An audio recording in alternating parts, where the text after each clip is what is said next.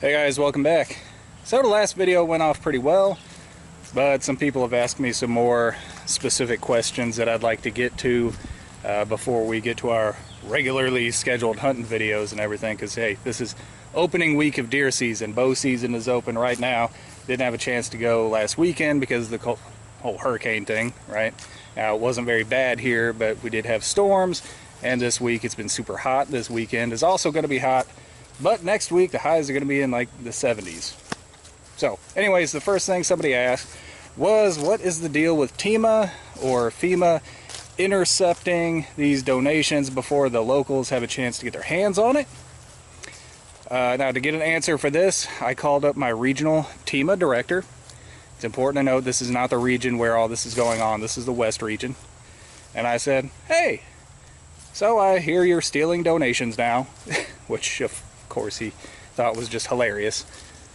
I'm being sarcastic there, but he said, look, it's like this. Each one of these counties have numerous donation and distribution points, and they all have different amounts of traffic, right? Some of these have a huge amount of donations going to them every day, while this one over here may have, almost nothing. And they found that when survivors could make it to the distribution centers, they were having to go to 3 or 4 different centers just to get their needs met. Because this one over here may have diapers, but it doesn't have formula. This one's got formula, but it doesn't have the other thing. This one's got the other thing, but not so on, right? So, the best solution that the locals came up with for this, that they asked FEMA to help them with, was to try to even things out as best they could. So once a day or so, FEMA's coming by and they're picking up that day's donations that got sent to these distribution centers. Not all of the donations. They're not cleaning the shelves, right? These places are still stocked, but they're picking up that day's donations and taking it to a central hub where everything's being sorted and organized and then sent back out to the donation centers, ideally with an average, standardized number of each type of supply. The idea here being that if a survivor can make it to at least one distribution center, they should be able to have all their basic needs met. Make sense? Alright, so what about the people that said they were driving up there, they got pulled over, they got told to offload everything they had as far as donations, and then told to get lost? Well, I kind of touched on this yesterday a little bit. We were talking about all the looky-loos that come up there, and they've got a few donations, but really they're just going up there to check out the damage. And I can't blame them, I want to see it too.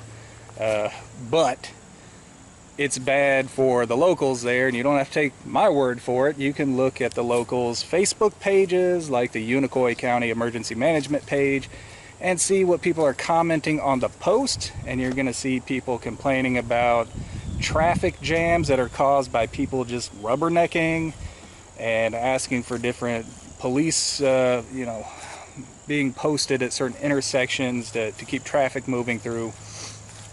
So, I think in a lot of ways people tend to infantilize the mountain people and not realize that, hey, they got friends and family and co-workers and colleagues, and they're all taking care of each other just the same as you would be too, wherever you live.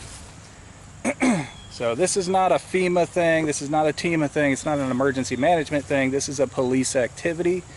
They're doing this on their own, but it's not uncommon. We had to do it here.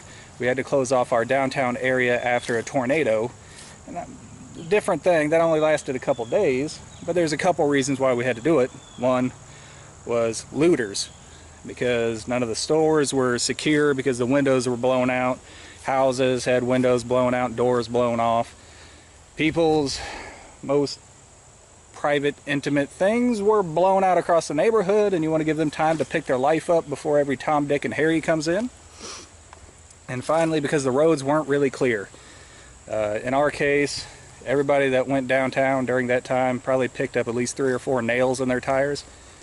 I can only imagine out east they're dealing with washed out roads and probably a bunch of other things too that you know, would be good reasons why you wouldn't want just everybody coming up into that area.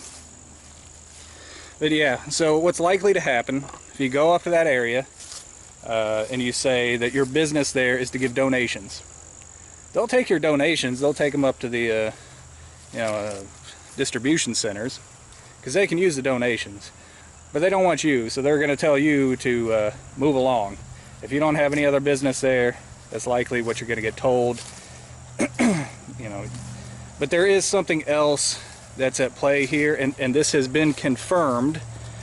This has been confirmed through Unicoi County, that there have been instances where people have posed as TEMA or FEMA personnel and have been asking for donations or taking people's donations, and they're not really FEMA or TEMA, right? These are bad actors, and they're just straight up robbing people. Okay, so that's also at play. That has been confirmed. So if you hear some crazy stories about, you know, some wild interaction that you can't believe happened between a private citizen and a government employee, they may have straight up got robbed. Okay, so there's that at play too. But yeah, in short, they can use donations, but they don't want just everybody in there just yet. They've already got a bunch of volunteer organizations in there. They've got different agencies working in there. They don't need just everybody. So there you go. Alright, the last thing that I was asked about was the incident that happened with the helicopter pilot who got told to get lost or he'd be arrested. And short answer is, I don't know on that one. I tried to track down, you know, something reliable, but I really couldn't. Our best guess, and this is just a guess, it's a supposition, you know, maybe the military department may have told the EOC that they were going to contact the FAA to get a temporary flight restriction at a certain time, or maybe it takes a few hours for the FAA to get these flight restrictions in. We know that like a half an hour or so after this guy got told to leave, a temporary flight restriction went into place in that area. So could it have been that they told the EOC we're going to get a flight restriction, the EOC told the responders, hey, there's going to be a flight restriction, and they took that to mean that it was already in effect and that this guy was breaking the flight restriction and possibly preventing military aircraft from entering the area and offering aid? I don't know. Another possibility is he just ran up on an a-hole. It could have been. I don't know for sure. What I do know is that there are literally hundreds of helicopters operating all through that region, and the vast majority of those are civilian-owned helicopters, privately owned helicopters, and they are doing the same thing that that guy was trying to do. So why was that guy singled out?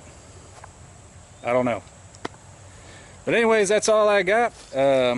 You know, we can make guesses, but I don't know for sure. But I hope that answered some questions, and that's all the time that I have for today. Hope you enjoyed it. Till next time, thumbs up.